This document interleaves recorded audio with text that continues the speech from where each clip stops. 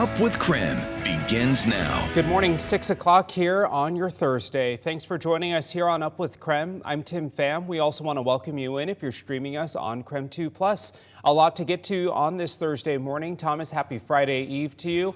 It looks like the snow has mostly stopped for now. Will we expect any more in the coming days? So today, no. We'll get a chance to actually shovel those sidewalks and driveways, especially if you've been procrastinating the last couple days. Today's a day off from the snow. Tomorrow, it'll be a 50-50 split, and we'll cover that in a bit. But as for our current Doppler radar, we had quite the burst of heavy snow at around midnight last night, but as of this morning, there's nothing across the inland northwest, and that is the way it is going to stay. You can see that some crews have already gotten that first pass through on the walkways at Riverfront Park there down below. Current temperature at 24 degrees, so the snow is not going to be melting away. In fact, our temperatures are likely going to stay at or below the freezing mark, not just today, but through the extended forecast.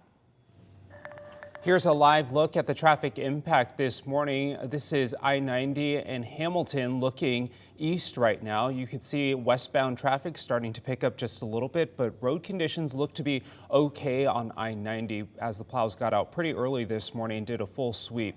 We'll check back in on traffic conditions throughout the morning. We'll give you another update in the next 30 minutes. This morning, we do want to let you know about a school delay. Reardon-Edwall School District on a 2-hour delay because of the weather. We're not hearing of any other school delays or closings to let you know about at this time, but we'll keep you updated here on the show as well as on KREM.com. Well, the snow causing snow-covered roads all over the inland northwest. We have Brandon T. Jones in our storm tracker right now to help you prepare as you head out the door. So, Brandon, how are the roads looking right now? Good morning. Good morning, Tim. Well, for this time for our conversation, we wanted to stick with the residential roads. So I'll flip it around right now. We're still in the hillier neighborhood right now, and you can see just how much snow is out there, especially on these cars. We've seen some people already out and about shoveling this morning. I'll flip it off to our left so you can get a shot of some of the neighbors here out here shoveling this morning. And so they're doing their due diligence, right? But in terms of all of the road conditions, the main ones that you really got to be aware of are these residential roads. Those arterials, the city is taking care of those. I-90, WashDOT East is taking care of those. The situation, though, is right in front of your houses, right? You see how much snow is packed out on these roads. And since we're not, in a full city plow, these are the ones you're really just going to kind of have to take care of yourself and ultimately keep in mind, especially these cars. Also, I just kind of want to highlight the cars. Make sure you get these, all the snow that gets packed onto your vehicles, get all of that off. So maybe you got to wake up a little bit earlier, or you're going to have to kind of just get a couple extra minutes to make sure you get all of those cleared off, because you don't want to get on the roads. Also, that's a safety hazard as well. But we'll keep driving around. We're going to continue to check on some of the neighborhoods throughout the inland northwest, and in those turns right there, the turns too. That's where it's going to get slick, right? So keep that in mind. But for now, in the storm tracker, Brandon T. Jones, KREM 2 News. That's right. It's those turns. All right, Brandon, thank you. The cold weather is going to be around for the next several days. Here are a few reminders if you are planning on driving during this cold snap. Dress as if you were going to be stranded, or keep a warm coat or blanket in your vehicle. Open the garage door before starting your vehicle. This prevents carbon monoxide buildup, which is extremely dangerous. Bring your snow brush or ice scraper inside for easier access. Back into parking spaces if you can, so it's easier to leave. And we all know frozen windshield wipers are so annoying, so lift them up while parked outside.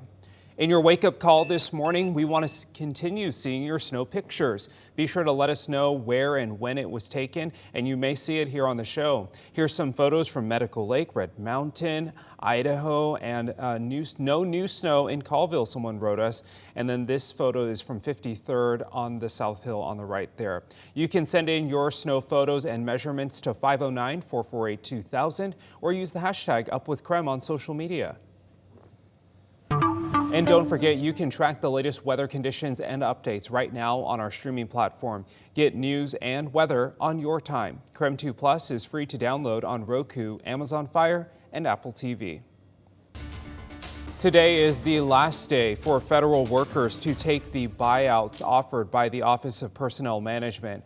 If the millions of federal workers agree to resign, they will receive about 8 months of salary. From these millions, almost all 10,000 employees from the U.S. Agency for International Development will be put on leave tomorrow at midnight. This is the agency that works to fight disease and feed the world.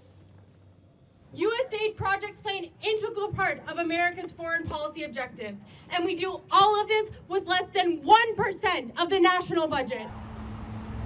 The CIA also confirmed yesterday it also offered buyouts to employees willing to resign. Some employees could use voluntary early retirement authority as another option to receive their annuity early.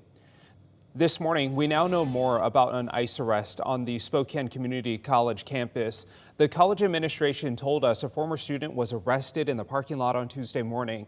The college says they were notified by immigration enforcement. They intended to carry out the arrest of the former student for a violation of their international visa. They say that security video confirmed the arrest happened outside of Building 1. That's near the student's car. In a statement to KREM 2, the college wrote the agent acted professionally and did not request any assistance from campus security, and our team did not assist or participate in any way.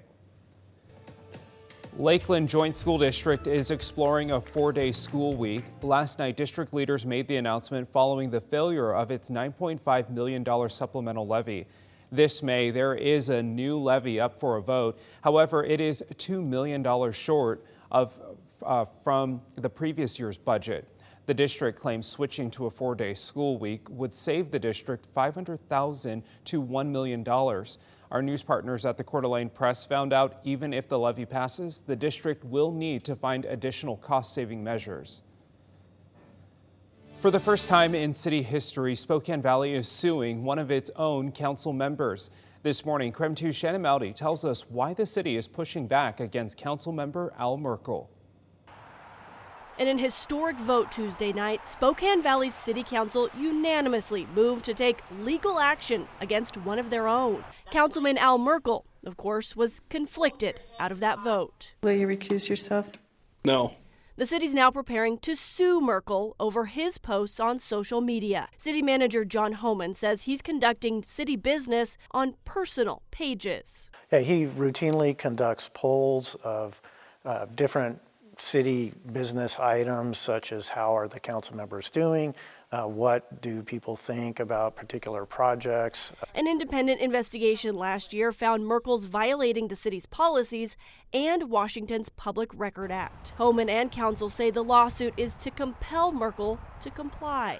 The legal action is probably the last tool in the city council's toolbox. It's about silencing me and shutting me up, and they're willing to just continually spend taxpayer money on attacking me. Merkel says he's connected his Nextdoor account to an online archive as directed, and he claims he also downloaded all of his posts and turned them over. So then I said, here's my password, and you can just log in and take whatever you need. They did that. They said that wasn't enough. The city says it's received more than 60 public records requests associated with Merkel and is at risk because he hasn't turned over all the necessary documents. It's a risk management issue. His actions has placed the city in dire legal and financial risk. Homan says the city could be on the hook for hundreds of thousands of dollars in public records penalties, like $100 per day for every page not turned over. Homan hasn't filed anything just yet, but the city has an outside attorney helping decide what legal action to take. Merkel also has an attorney and says he's prepared to countersue. Shannon Mowdy, KREM 2 News.